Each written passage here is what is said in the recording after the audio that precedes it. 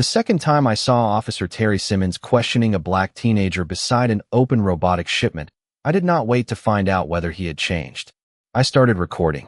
Malik Tully was home in Virginia for his first winter break from college when he stopped by his old high school to visit Coach Ortiz and help the robotics team prepare for an upcoming competition. He had brought along the same gray robotics equipment case he had taken with him when he left for college, along with a few spare components he thought the team might be able to use. That afternoon, Malik was helping Coach Ortiz sort equipment in the familiar engineering lab when raised voices carried in from the service entrance behind the engineering wing. Before his first encounter with Terry Simmons, Malik might have ignored the interruption and kept working. Now he stepped outside almost automatically, and his hand stopped on the door. Officer Terry Simmons stood near a black boy who looked 15 or 16. A bicycle lay on its side beside the loading area, and several feet away, a cardboard shipping box of robotics components sat with one flap torn open. Malik recognized Simmons instantly. The same muscular white officer with dark, slicked-back hair. The same neatly pressed patrol uniform. The same face Malik remembered from the day a gray robotics equipment case and a set of assumptions had turned an ordinary afternoon into something he would never forget. Malik didn't know what had happened here, but his body reacted before his mind could sort through the details. He pulled out his phone, opened the camera, and began recording. Simmons turned at the movement. For half a second, neither of them spoke. Recognition crossed the officer's face. Malik. Malik kept the phone raised. I'm recording. The teenager looked from Simmons to Malik, clearly trying to understand whether the new arrival was a friend, a witness, or another problem. Malik stayed about 15 feet away. He could see the boy's backpack still on his shoulders. He could see Simmons wasn't touching him. He could see no handcuffs, no search, no physical restraint. Those facts mattered, Malik told himself. So did the fact that the scene looked painfully familiar. Coach Ortiz appeared in the doorway behind Malik. What's going on? A staff member called about a problem with a shipment. We are sorting that out, Simmons said. He did not raise his voice. Malik's attention shifted to the damaged package. A shipping label identified it as equipment for the school's robotics program. The boy's bicycle was close enough to the box to invite assumptions, but Malik had learned the hard way how dangerous distance, appearance, and timing could become when someone decided they already knew the answer. Simmons glanced at Malik's phone, then back at Malik.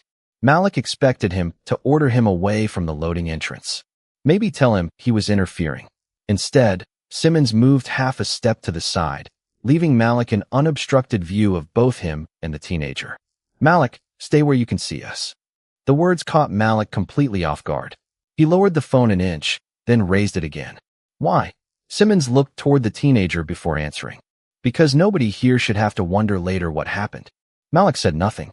He still didn't know why the boy had been stopped, what had happened to the package, or whether Simmons had changed at all. One careful sentence couldn't erase what had happened between them. But Malik understood something had already shifted. The first time Terry Simmons questioned him, Malik had struggled to make the officer listen. This time, before Malik had even asked, Simmons was making sure he could watch. Malik kept the phone steady, but he did not mistake Simmons's willingness to be observed for proof that anything had changed. The teenager beside the bicycle looked tense, his eyes moving between the officer, Malik, and Coach Ortiz. My name is Darius, he said. I was just riding past. Before Simmons could respond, a school employee hurried through the service entrance carrying a packing sheet. She looked at Coach Ortiz. One of the robotics components is missing. I found the shipment open, and he was right here. Her glance settled on Darius. Malik felt the old anger rise immediately. Being here does not mean he took anything. I did not. Say it did, Simmons replied. Malik looked directly at him. That is how it starts. Somebody decides the black kid standing nearby has to explain why he belongs there. Darius turned toward Malik, visibly relieved that someone had said it aloud. Simmons did not argue with the accusation or tell Malik to stay out of police business. Instead, he looked at the employee. What exactly did you see? She hesitated. I saw the open box. Then I saw him near it. Did you see him touch the box? No. Did you see him remove anything? No. Simmons nodded once, then turned to Darius. Where were you when you first noticed the package? By my bike. Were you already here when it was opened? I do not know. It was like that when I got here. Did you touch it? No. Malik watched carefully, The questions were direct, but Simmons was not presenting assumptions as facts. Still, Malik remembered how quickly ordinary questions had hardened into certainty during their first encounter. He should not have to prove he belongs here just because he is black, Malik said. Simmons met his eyes. You are right. The answer came without defensiveness. That is why I am asking what was actually seen, not what anyone thinks happened. Malik almost lowered his phone, but stopped himself. Saying the right thing was easy after consequences, training, and months to think about what had gone wrong. The real test would come if the facts started pointing toward Darius. Coach Ortiz took the packing sheet from the employee. Before anybody goes further, I need to check what was actually delivered and what has already been moved into the lab. Please do, Simmons said. He did not object when Coach Ortiz headed inside. Darius shifted beside his bicycle. Am I in trouble? Simmons answered carefully. Right now, I am trying to understand what happened to school property. That is all I can honestly tell you. Malik heard the restraint in the answer, but he was not ready to give Simmons credit for a test that had barely begun. If Coach Ortiz returned and confirmed that something valuable was actually missing, the situation would become harder. That was the moment Malik wanted to see. He lowered his phone just enough to look at Simmons without watching him through the screen. I am staying. Simmons gave a small nod. That is your choice. Malik raised the phone again. He was no longer recording because he had already decided what Simmons was doing. He was recording because this time, he intended to watch closely enough to find out. Coach Ortiz returned from the engineering lab with the packing sheet in one hand and a concerned look on his face. There is a problem, he said. The precision sensor module is not where it is supposed to be. Darius immediately looked at Malik. Simmons stayed focused on Ortiz. Was it listed in the shipment? Yes. It is a small component, but it is expensive enough that we track it carefully. I checked the storage cabinet and the main assembly tables. I have not found it. The school employee pointed toward the loading area. That is what I was trying to tell you. The box was already open when I came out, and he was standing nearby. Simmons turned toward her. Nearby is something you observed. Taking the sensor is not. The distinction was simple, but Malik felt its weight. There was now a real missing item. Darius had been close to the shipment. Those facts made the situation more serious than Malik had first hoped, but they still did not answer the question that mattered. Simmons looked at Darius. I want to be clear about where things stand. You are not being detained. I do not have a factual basis to search your backpack or your bicycle. Darius blinked, apparently surprised by the direct statement. Simmons continued. I would like to ask you a few more questions while Coach Ortiz works out the timeline, but you do not have to stay here just because I am asking. Malik lowered his phone slightly. So he can leave? Yes, Simmons said. Based on what I know right now. There was no hesitation in the answer. Darius glanced toward his bicycle, then toward the open package. If I leave, is everybody going to think I did it? I cannot control what everybody thinks, Simmons said.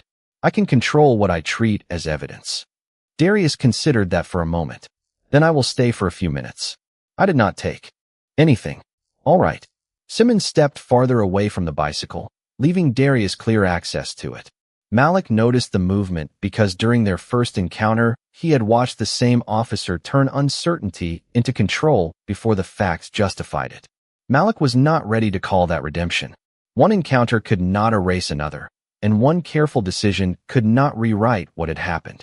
But pretending the difference did not exist would have been another kind of dishonesty. Coach Ortiz studied the packing sheet again. I need to reconstruct who handled this shipment after it arrived. Several students were moving equipment this afternoon. Simmons nodded. Start there. We need the sequence before we decide what any of this means. Malik raised his phone back to eye level, but the reason for holding it had changed. When he first came through the door, he had expected to capture the moment Simmons crossed the same line again. Instead, Malik had just watched him reach that line with a real missing item, a nervous teenager, and an easy assumption available to him, then deliberately stop. For the first time since seeing Simmons beside Darius, Malik had to confront a possibility he had not wanted to consider. The officer had been given an opportunity to behave exactly as he had before, and he had chosen not to. Darius waited until Coach Ortiz had gone back inside before speaking again. You know what this is, he said quietly to Malik. You have been through it. Malik kept his phone in his hand, but lowered it from eye level. Darius continued. They see me standing near something that went missing. and suddenly I have to explain myself. You know they already decided. After what had happened during his own encounter with Simmons, Malik might once have answered immediately. He knew what it felt like to have ordinary details turned against him, to watch suspicion become certainty before anyone bothered to verify the facts. That memory had not softened with time. But what Malik had just witnessed did not fit neatly inside it. I know what happened to me, Malik said. I do not know yet what happened to you. Darius stared at him. You think I took it? I did not say that. Then why are you talking like them? Malik felt the accusation land harder than he expected. He understood why Darius wanted certainty from him. Darius was younger, surrounded by adults, standing beside a police officer while school property was missing. Having another black teenager immediately take his side probably felt like the only solid ground available. But Malik also understood something he had not needed to confront during his own encounter with Simmons. Being treated unfairly did not give him the ability to know facts he had never seen. Listen, Malik said. If somebody treats you like you are guilty because of how you look, I will say something. But what happened to me gives me a reason to pay attention. It does not give me a reason to decide what happened here before we know. Darius looked away toward the loading dock. So you were just going to trust him? Malik glanced at Simmons. The officer had heard the conversation, but he remained several feet away and did not interrupt. He did not use Malik's words to defend himself. That mattered. No, Malik said. I am watching him. There is a difference. Darius looked back at him. For a moment, neither of them spoke. His shoulders remained tense, but some of the anger in his expression gave way to uncertainty. Simmons finally spoke, but only to address the practical issue. Coach Ortiz is checking who handled the shipment. Until we have that, guessing does not help anybody. Malik expected some acknowledgement from Simmons, perhaps gratitude that Malik had not accused him again. None came. Simmons simply returned his attention to the loading entrance and waited for information. Malik found that restraint almost as revealing as everything else. He still did not trust Simmons. Trust was not a switch that one careful afternoon could turn back on.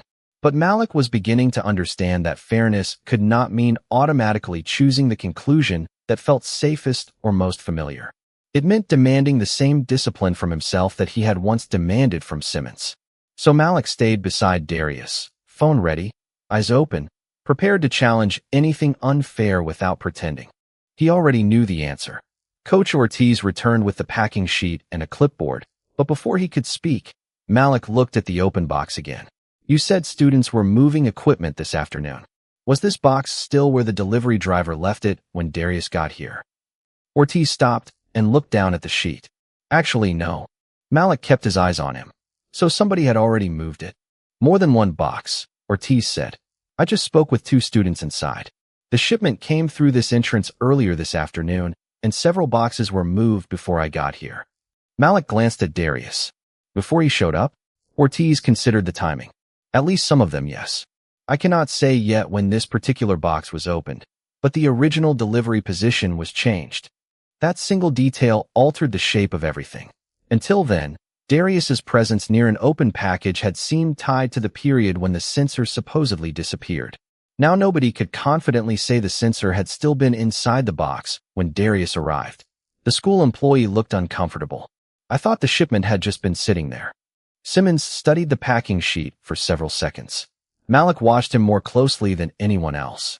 This was the point where the old Simmons had failed him. Once that version of Simmons had formed a theory, every new detail had been forced to fit it. Now the easiest path would have been to keep Darius at the center of the suspicion and treat the timeline problem as an inconvenience. Simmons did the opposite. Then the timeline we were working from is not reliable, he said. He turned to Coach Ortiz. Let us rebuild it from the beginning. Who received the shipment? Who moved each box? And what was taken into the lab before Darius was ever seen out here? Coach Ortiz nodded. I can get that. Simmons looked toward Darius. This changes what we know. I am not going to treat an assumption about when that sensor went missing as a fact. Darius's posture loosened slightly. Malik lowered his phone, not because the situation was finished, but because something important had just happened in plain sight. No supervisor had ordered Simmons to reconsider. No recording had exposed him. No one had forced him into retreat. New information had weakened his original working theory, and Simmons had changed direction with it. Malik remembered how desperately he had once wanted this same officer to do exactly that for him. Stop defending the first conclusion long enough to examine whether it was true. He had spent much of the past year wondering whether accountability could change anything beyond reports, training sessions, and careful apologies. Standing behind the engineering wing, Malik finally saw the first answer that mattered. Terry Simmons had reached the precise kind of moment where he had failed before, and this time, he turned back before an assumption became a judgment. Coach Ortiz had barely stepped back toward the engineering lab when Simmons looked at Darius's bicycle and paused. "Earlier, you said you were just riding past the school when you stopped here." Darius nodded too quickly. "Yeah." Simmons kept his voice even. "Then help me understand something. If you were only passing by, why were you standing at the service entrance long enough for the employee to notice you before anyone started asking about the shipment?" Darius's expression tightened. Malik saw the change immediately. It was not proof of theft, but it was the first time Darius looked as though he was choosing his words instead of simply answering. "I stopped for a minute." "Why?" Darius glanced toward Malik. "I already told you." Malik lowered his phone. "No, you said you were riding past." Darius looked betrayed. "Whose side are you on?" "That is not what this is about." Malik kept his voice calm. "If there is something you did not tell us now." For several seconds, Darius stared at the pavement. Then he exhaled. "I come here sometimes." Simmons did not interrupt. "My school does not have anything like that robotics lab," Darius continued. "I saw the team working through the doors a couple weeks ago. Sometimes I ride over after school and watch from out here." Coach Ortiz, still close enough to hear, stopped walking. Darius looked embarrassed now rather than defensive. "I know I am not supposed to be hanging around another school. I thought if I told a police officer I was back here watching people through a window, that would sound worse." Malik understood immediately why Darius had lied. He also understood why understanding the lie could not make it disappear. "You should have told the truth," Malik said. Darius frowned. "I was scared." "I know. But being scared does not make the first answer true." Simmons nodded once.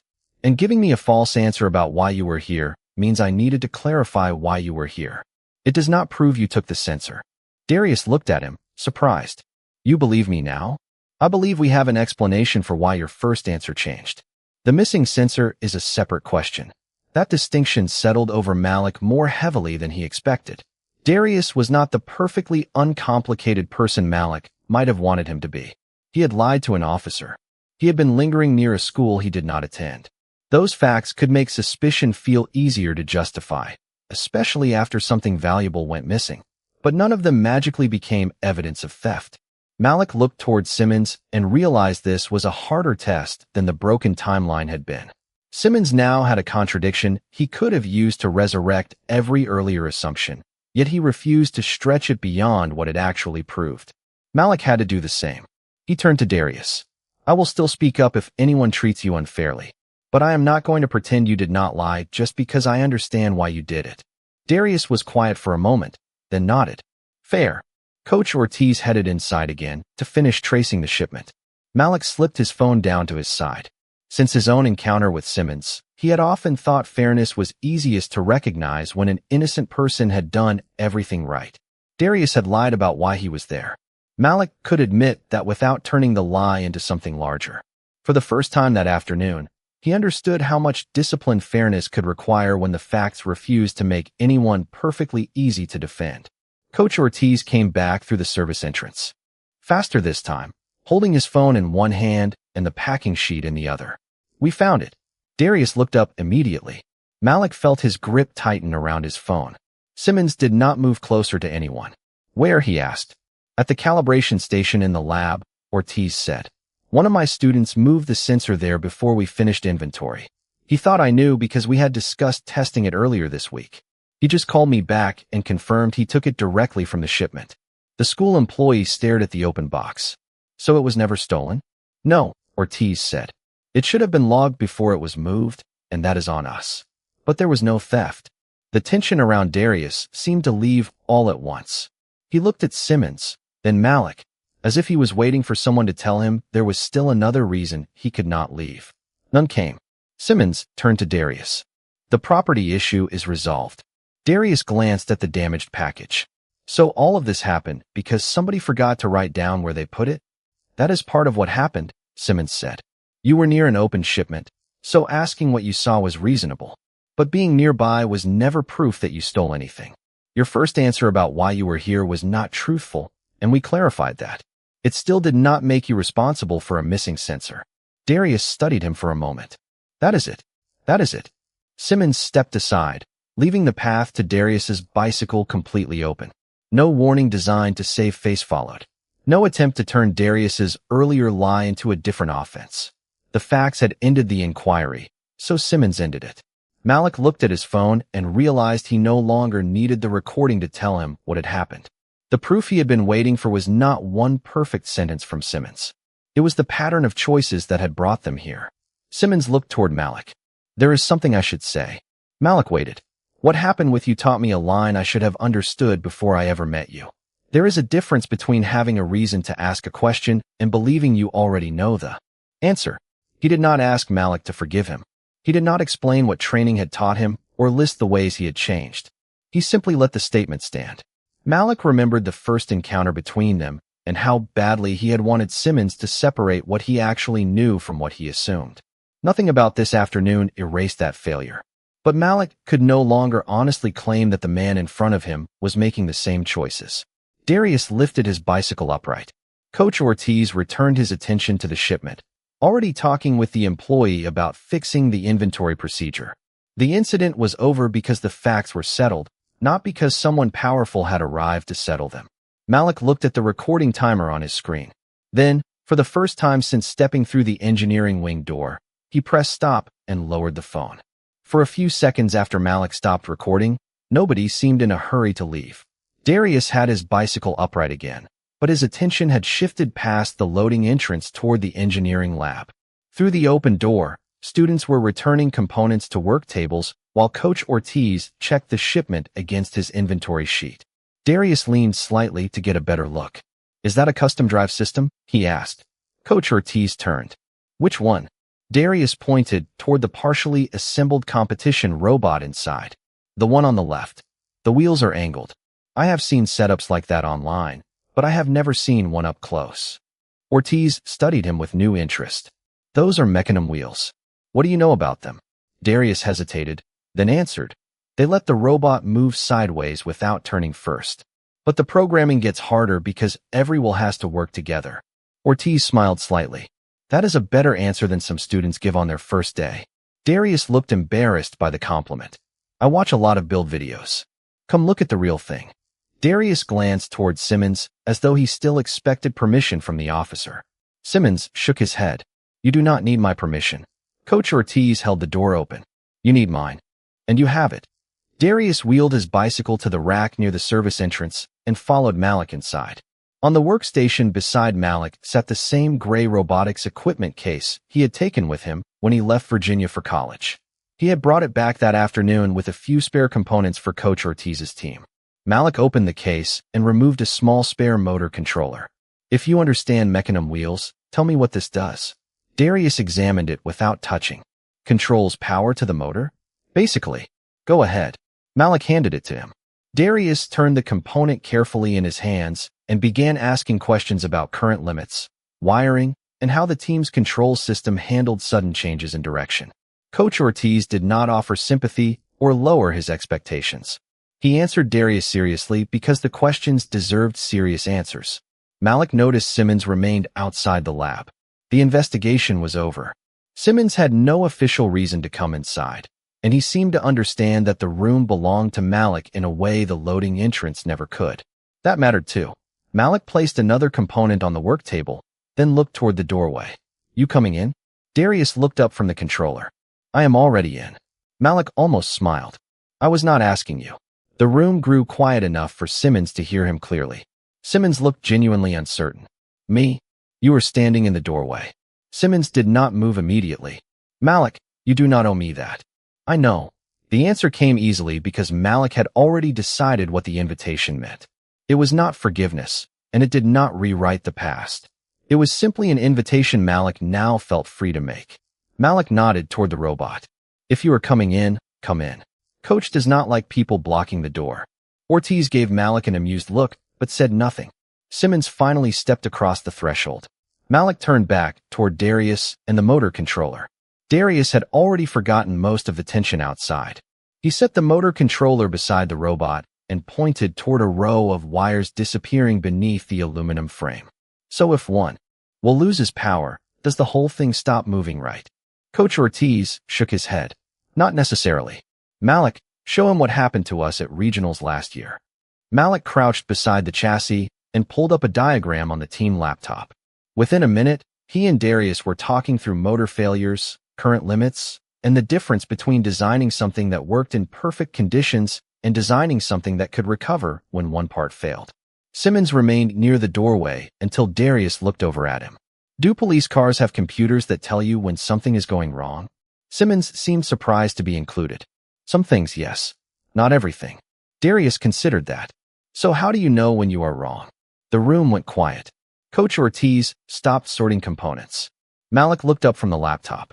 Darius appeared to realize only then that his question had become larger than he intended. I mean, like, when you make a decision. Simmons rested one hand against the back of an empty chair, but did not sit. Sometimes somebody tells you. Sometimes the evidence stops matching what you thought. The hard part is noticing before you start defending the decision just because it was yours. Darius glanced at Malik, then back at Simmons. Is that what happened today? Partly. Simmons nodded toward the service entrance.